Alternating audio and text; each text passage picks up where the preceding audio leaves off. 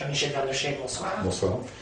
On a récemment assisté à un nouvel épisode de la guerre entre Israël et Gaza. On a vu à quel point l'intensité des combats était haute et combien la situation humanitaire était dramatique. Mais cette guerre, puisque tel est son nom, ne cache-t-elle pas d'autres enjeux?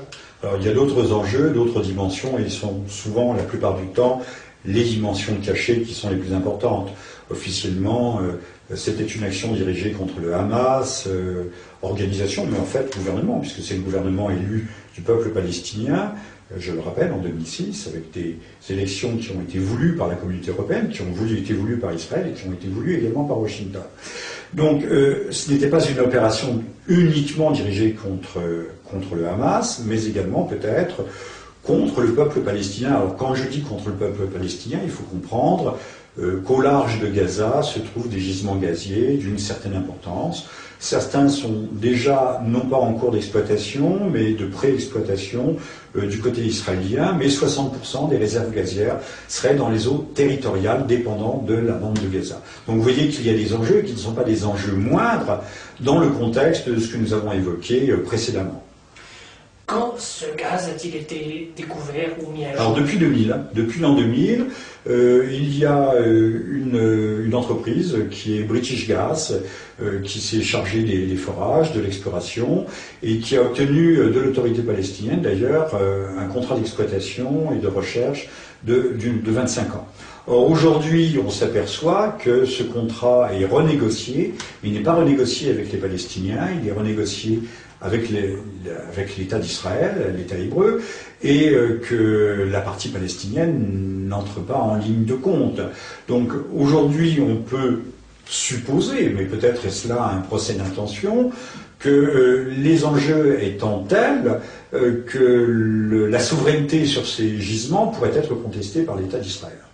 Parce que légalement, ce gaz relève des eaux territoriales gazaouis, si je vous comprends. Tout à fait palestinienne de Gaza.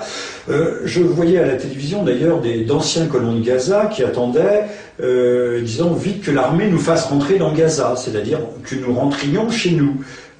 Alors, il faut peut-être rapprocher cela des propos de M. Olmert, qui, il y a quelques semaines, quelques mois, à la fois reconnaissait que depuis 40 ans, les négociations tournent en rond, ce qui était d'ailleurs tout à fait honorable et qu'il fallait peut-être sortir de ce cercle vicieux, mais également, il disait, la solution consiste peut-être aussi, aujourd'hui ou demain, à déplacer les populations palestiniennes vers la Jordanie. C'est un vieux projet qui revient de façon récurrente, Madame Livni l'a évoqué également, de déplacer et donc, a fortiori ou en conséquence, de récupérer la bande de Gaza et donc de récupérer le pétrole, de même que les enjeux liés au plateau du Golan, on le savait bien, n'étaient pas des enjeux stratégiques, puisque les fusées peuvent passer par-dessus des collines.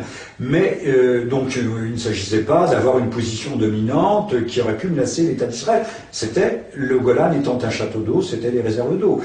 Aujourd'hui, l'eau, comme le pétrole, comme le gaz, sont des enjeux absolument vitaux pour un pays. Et Israël, on voit mal, laissant échapper une telle manne qui est tombée visiblement du ciel. Parce que je rappelle que cela date de l'an 2000, c'est pas loin.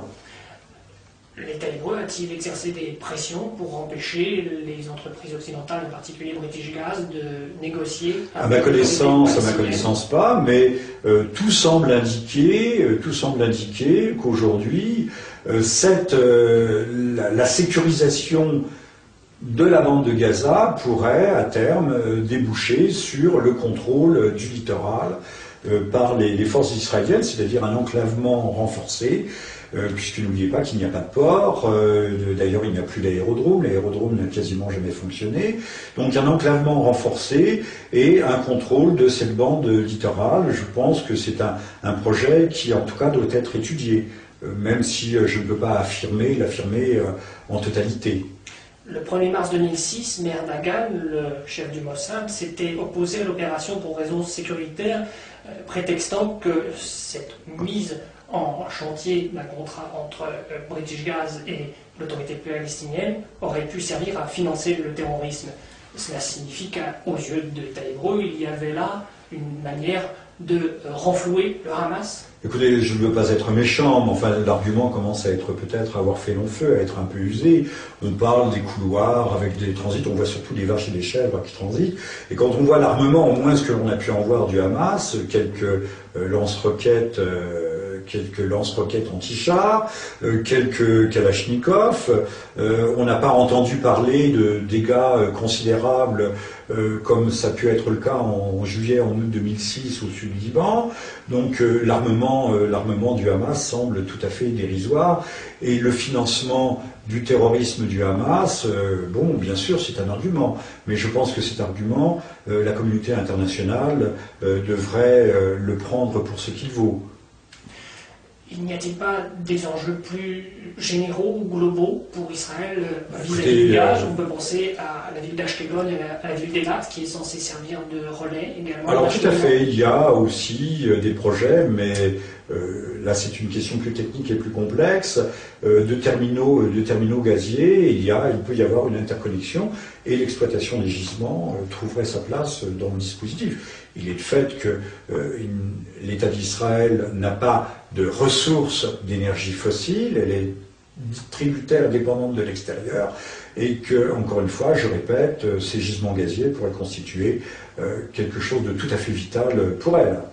On a parlé d'un axe Turquie-Israël, notamment avec l'acheminement possible du gaz de la Caspienne vers Ceyhan, puis vers... Oui, ceci étant dit, c'est tout à fait juste, tout à fait exact, mais aujourd'hui, vous savez comme moi qu'il y a un gouvernement qui s'est éloigné de l'axe occidental, bien que la Turquie soit le pivot oriental de l'OTAN, que nous avons le gouvernement de M. Erdogan, et que cet axe, bien qu'il y ait une alliance, tout à fait un partenariat stratégique, une alliance militaire renforcée entre l'État d'Israël et la Turquie, aujourd'hui, l'impression que nous pouvons avoir au vu des événements, puisque la Turquie, je le rappellerai, n'a pas participé à l'action américaine contre l'Irak en 2003, aujourd'hui que cette alliance est en train petit à petit de se déliter.